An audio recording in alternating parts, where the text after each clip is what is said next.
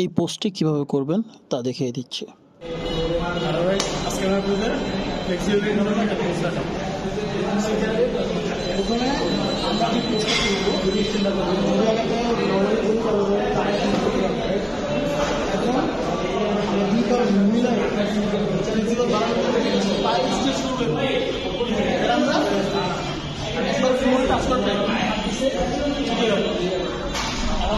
আমরা ফ্লোরে টাচ করতে পারবো না।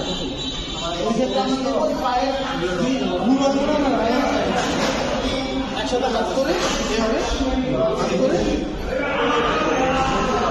এটা যারা পারবেন তারা ফ্লোরে টাচ করবেন। এরপরে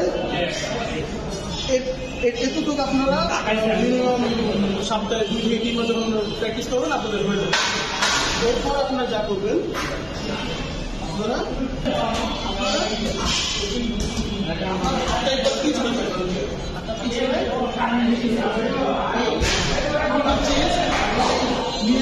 লাগিয়ে দিবেন।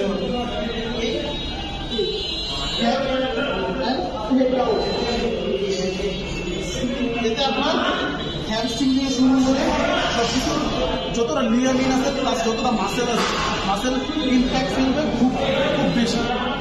আপনাদের এটা করলে দেখা যাবে যে আপনার স্প্লিট হাই কিক আরও বেশি করতে পারে। আরও একবার আপনাদের ভালো করে দেখি, যদি আপনারা না পারেন সেক্ষেত্রে প্রথমে দুইটা একসাথে মিলাই হাতটা এভাবে করে বুড়ার মধ্যে জাস্ট পায়ের থাম ফিঙ্গারে লাগানো ট্রাই করবেন।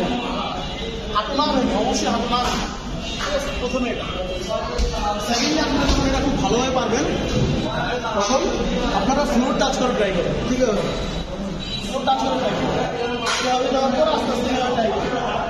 এটা যখন ইজিলি পারবেন এরপর আপনারা ট্রাই করবেন সম্পূর্ণ ব্যাক হয়ে সোজা পা হাঁটু সোজা থাকবে সোজা করে দেন এই হাত পিছনে থেকে গ্র্যাব করবেন আপনাকে একটা নিচেকে আর চেস্টটা নিতে লাগাবেন দেন হেডটা লাইক দিস